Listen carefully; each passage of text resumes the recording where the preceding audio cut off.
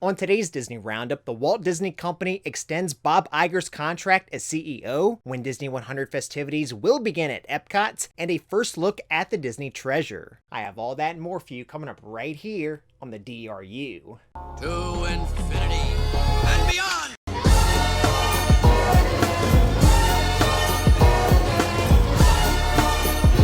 I'm in the mood to help you, dude. You ain't never had a friend like me.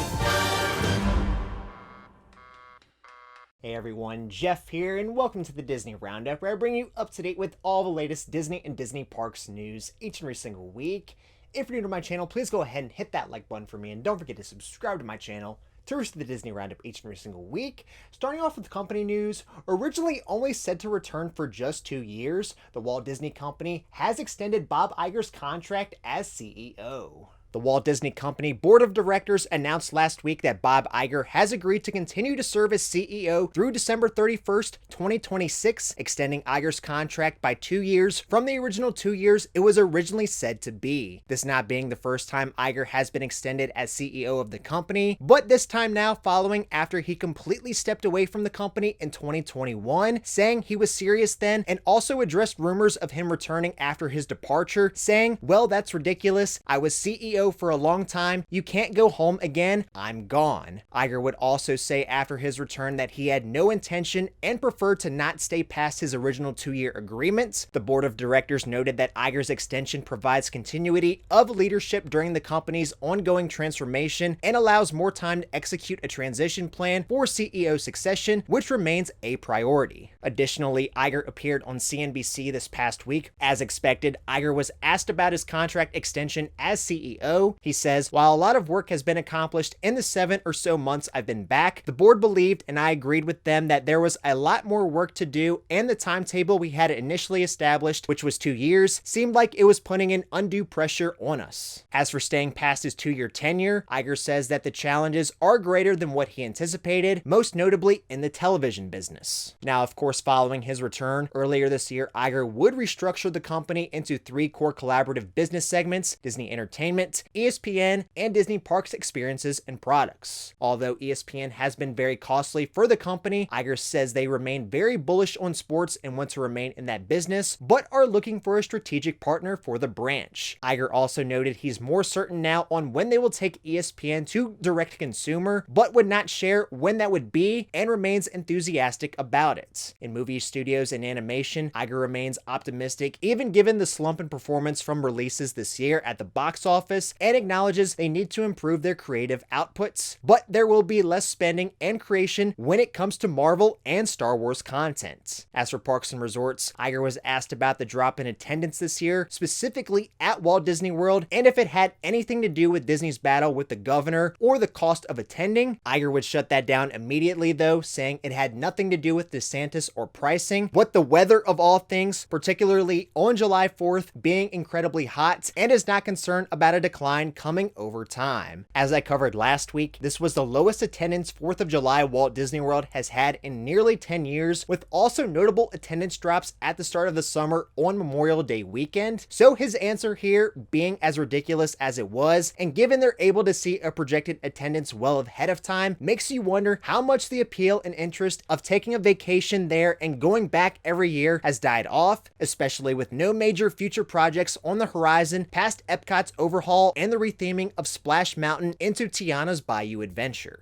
So I think now the question really is, what does he and what does the company do moving forward? Now, I know a lot of people have mixed feelings about him, but Bob Iger has done a lot of good for this company, from acquiring Pixar, Marvel, Lucasfilm, opening Shanghai Disneyland, and starting Disney Plus, just to name a few. But he's also part to blame for where the company is now, from acquiring 21st Century Fox, which makes up for a large portion of the company's debt, stepping down as CEO right before the pandemic hit, and of course appointing Chapek as his successor. So given the changes made earlier this year, we know how Disney is planning on operating moving forward given the restructuring, but what we don't know is what Iger's or the company's overall plans are following his current tenure. Again, Iger was only said to return for 2 years, and he originally said he only wanted it to be that way, but given his extension now that goes through 2026, it's apparent that Disney doesn't have anyone within they're willing to appoint to that role next in the near future. future. Now, prior to exiting, former CFO Christine McCarthy was rumored to be one of the names in contention. Now, as to if she was to be the next CEO and her leaving led to Iger's extension is currently unknown. In a recent article from Bloomberg, they say rumors have long swirled that Iger will end up selling all of Disney to Apple. It's still hard to imagine Iger selling Disney to anyone. He was always a builder, not a seller, but Bob the Builder is doing a lot more cutting this time around. And I personally feel if he can't turn it around this time, or if him and the board can't find someone within to be his successor, this could become a reality. Let me know what you think of all of this in the comments down below though. A lot of people, particularly in the parks community, want Tomorrow to be the next CEO or them to try to bring back former COO Tom Staggs, but I'm not sure those are likely options, with Tomorrow only having experience in the parks and Staggs being gone since 2016. It's unheard of, but with Disney separating the company into separate divisions earlier this year, another option for them may be to go the co-CEO model and making Dana Walden co-chairman of entertainment, James Spataro chairman of ESPN, and Josh Tomorrow chairman of parks as co-CEOs. Let me know what you think of this in the comments down below, and what do you think the future holds for the Walt Disney Company? Coming next month, Disney has announced when Guardians of the Galaxy Volume 3 will be added to Disney+.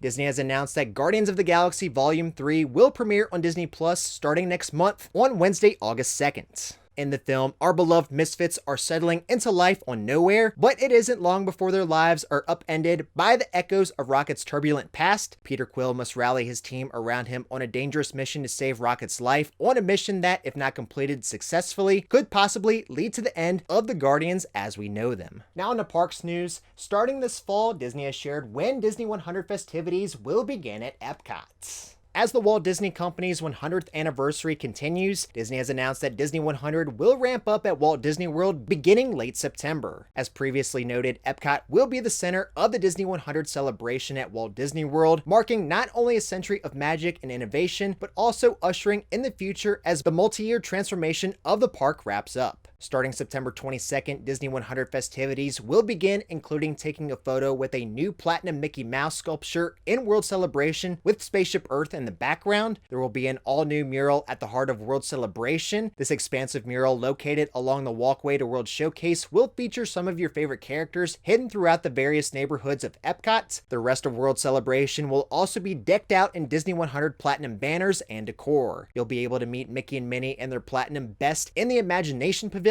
Spaceship Earth will light up each night with special colors and lights, accompanied by the Disney 100 anthem, a unique rendition of When You Wish Upon a Star. Yes, we'll also have the opportunity to buy a purple metallic Mickey Balloon premium popcorn bucket, available only at EPCOT during Disney 100. No update here was given though on Communicore Hall, the Walt Disney Dreamer statue, or EPCOT's new nighttime fireworks show, all which are said to arrive or debut later this year. The Disney 100 celebration at Walt Disney World runs from September 22nd all the way through the end of the year to December 31st. Although some locations are starting to open now, Disney has shared an official opening date for San Fransokyo Square. Announced to open next month, San Fransokyo Square is said to be officially open starting Thursday, August 31st. At San Fransokyo Square, guests will be able to step into a vibrant, diverse locale full of neighborhood restaurants and small businesses home to Big Hero 6, those included being the Lucky Fortune Cookery, the Port of San Fransokyo Cerveceria, the Hamada Bot Shop, Aunt Cass Cafe, Rita's Turbine Blenders, and others. Starting in mid-July, you'll be able to sample some new San Fransokyo selections as the transformation continues through its official opening day. Now into outside the parks news, set to debut next year, Disney has shared new updates on Disney Cruise Line's newest ship,